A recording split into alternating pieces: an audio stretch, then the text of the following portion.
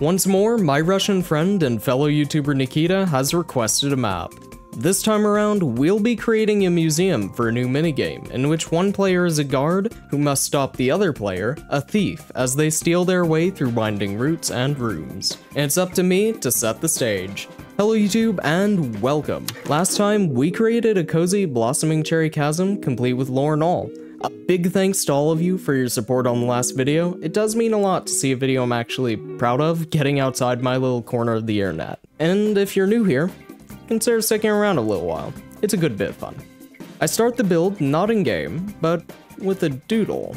Laying out the blueprint will be a big help in making everything flow well.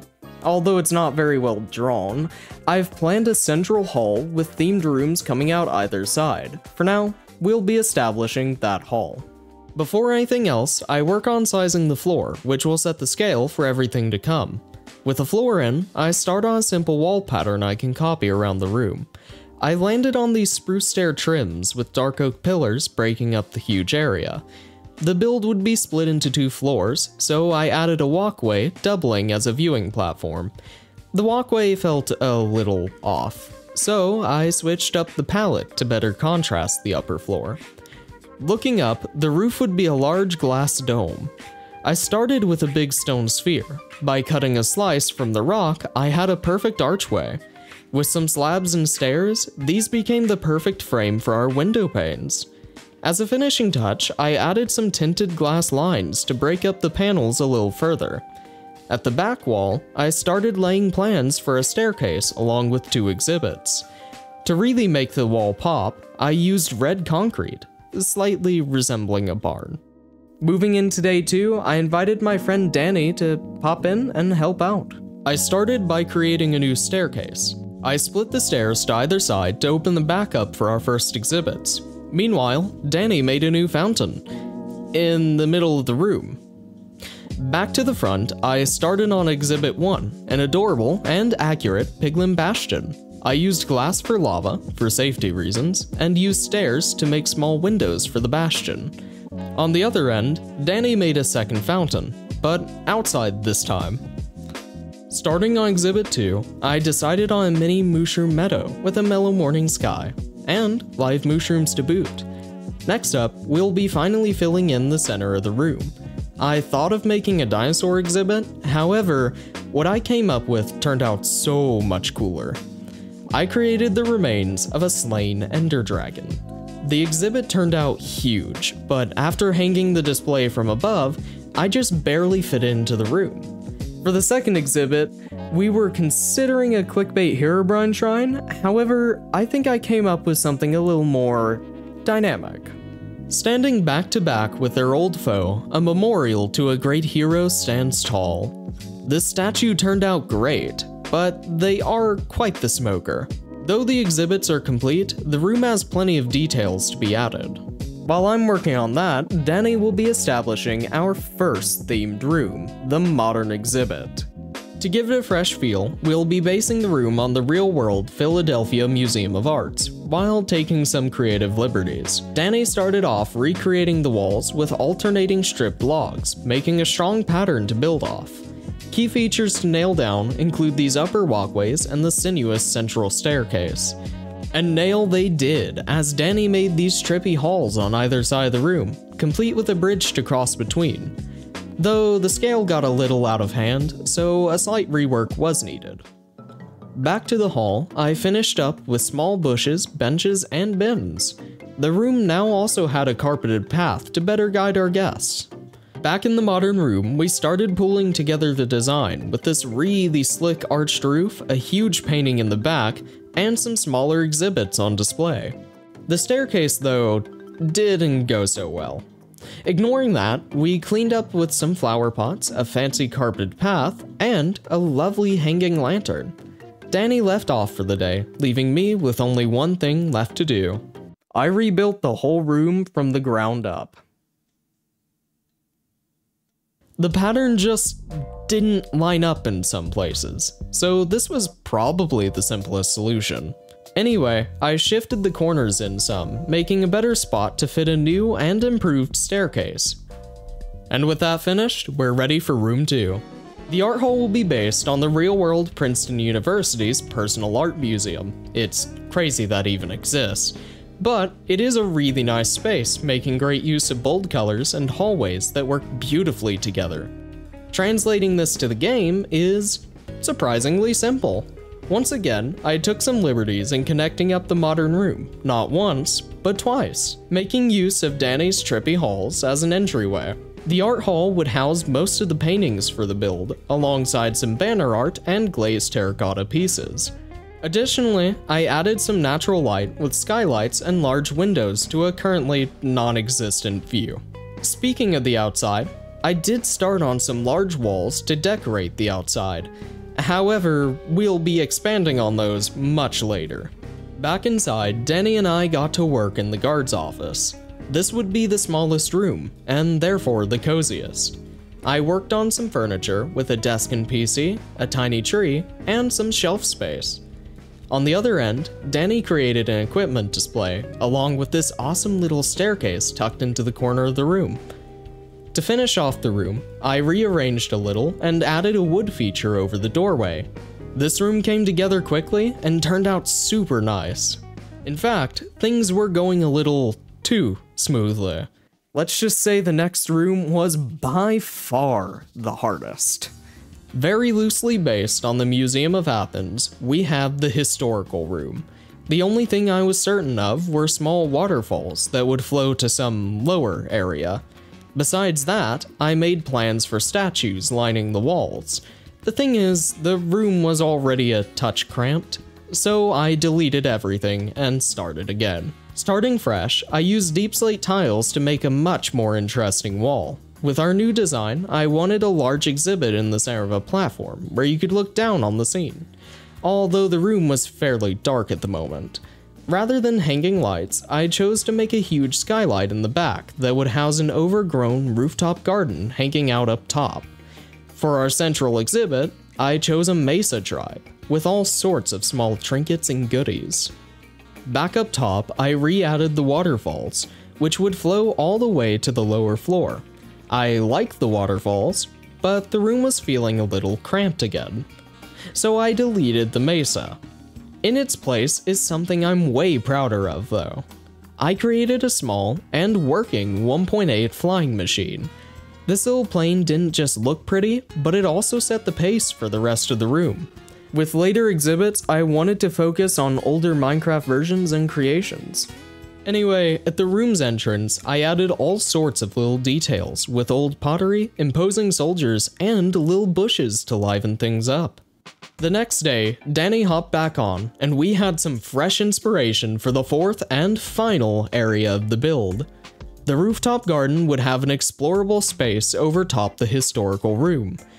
Right away, we made this awesome modern awning, setting a more modern tone for the build's area as a whole. We made a placeholder for the garden and started work on the stairs. Danny made a lovely corner staircase connecting to the main hall. Meanwhile, I made this trash. I'll be back for it later. I quickly set aside a space to work out the garden, with a nice path surrounded by lush greenery and these little trees. For the stairs, I created this funky little building. Then, the footage crashed. Let's just say Danny got a little bit too curious and used //structure to summon a nether fortress underneath the map. Either way, the footage was lost. While I'm still working on the garden overhaul, let me tell you about today's sponsor. I don't have one, but videos like this do take a really long time to make, so if you could hit like and subscribe, it'd be appreciated. Thanks. While we were gone, the garden got a big upgrade. The new buildings are super clean, with a new garden wall surrounding the skylight and a whole set of tiny trees. The garden is looking great. With things up top spick and span, we turn our attention back to the historical room. Starting off, we added a new staircase to the lower floor, with plans for a water feature to fill the center. We had two incredible ideas for the new exhibits. Exhibit 1 was a miniature recreation of 2011 InfDev's brick pyramid. Despite its simplicity, I managed to pack detail with granite and weathered cut copper, strangely enough. Exhibit 2, on the other hand, turned out to be my favorite part of this entire build.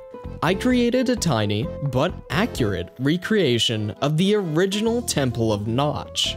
It took a whole lot of adjusting, but I made him perfect.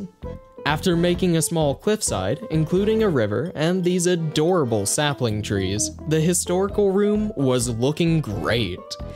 Well, besides this part. We've danced around it for a while, but the water feature needed a serious redesign. We spent a while, but really didn't have any ideas. That's until I thought of something crazy. I spent the next hour designing a lovely pirate ship. It didn't fit into the room, but it did turn out pretty nice. Simplifying things down a little, I created a lush little lake crossed by a cozy spruce bridge. Though it wasn't grand, I still packed in the details with all sorts of vegetation, coral fans, and small cattails. After placing the new lake in, I reworked the staircase to better lead into the bridge. With a few extra gardens, new banners, and a few extra touches, the room was finally complete. At last, it is time to head outside and touch some grass. I'm just kidding. We need to work on making this build beautiful inside and out. I started by redesigning the old walls to something more suited to the rest of the build. I took our new walls and extended them all the way around, creating these really clean corners to round everything out. Things would have been really simple if it weren't for the art exhibit. I needed the walls to come in so that these windows would have a better view than a brick wall. This was a pain, but after some twists and turns, we had most of the walls done. I wanted the entrance to feel fittingly grandiose for this huge project. I started by expanding the front of the base. Rather than carrying the whole wall, I thought a front deck would create more depth and shape. As for the back wall, it still needed work.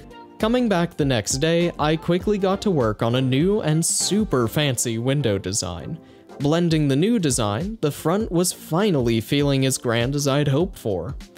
To fill in the front deck, I know you've heard this before, I made a small little garden.